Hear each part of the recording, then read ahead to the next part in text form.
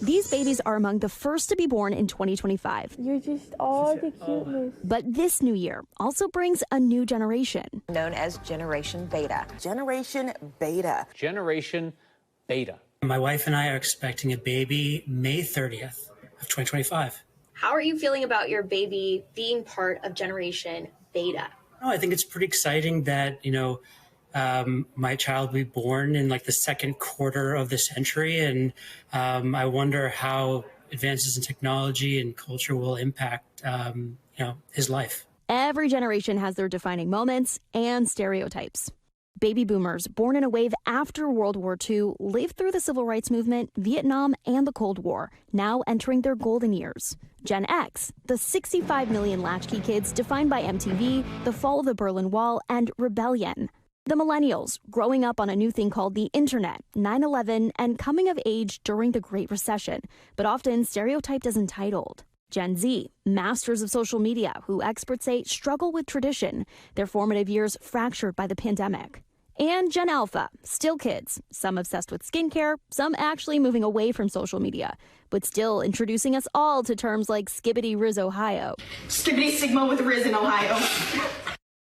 So what will it be for Gen Beta? Because they're going to be completely different from previous generations. Jason Dorsey is the president and lead researcher at the Center for Generational Kinetics. They are the first generation that will come of age post-COVID. And the AI boom could have a huge impact. The key thing is they won't know a time before AI is integrated into everything. Whatever that immersive, highly personalized technology that they engage with the world, older generations will eventually adopt the same. Dorsey says many Gen Betas will likely see the next century, which has its pros and cons, especially when it comes to climate change. Gen Beta will face climate change in a way that no other previous generation has really had to deal with that. These are things Evan Fisher has been thinking about, too. I'm worried that there is a trend towards more nationalistic political sentiment. I worry that may, impact the world in which, these children will be raised.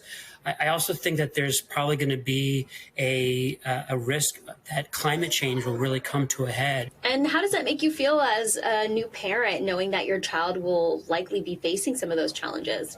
I don't have a crystal ball. I can't predict what the future holds. I pray that I can give my child a home that they can grow and feel strong and, be resilient in the face of, challenges that they'll inevitably face throughout their life. I think we all hope that for our kids. Maya Eaglin joining us now with more on this. I always wondered why it is we even have these kind of generational terms. You talked about some of the pros and cons here, right? What are those?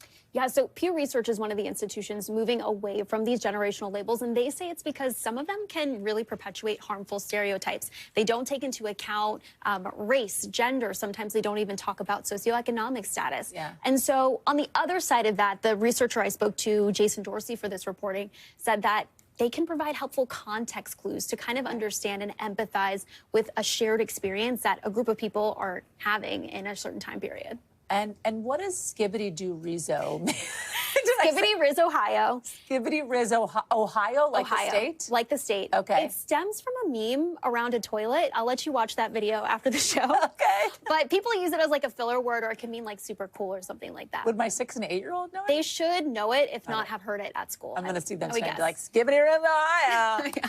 Maya Eaglin, thank you. Appreciate it. Thanks for watching. Stay updated about breaking news and top stories on the NBC News app or follow us on social media.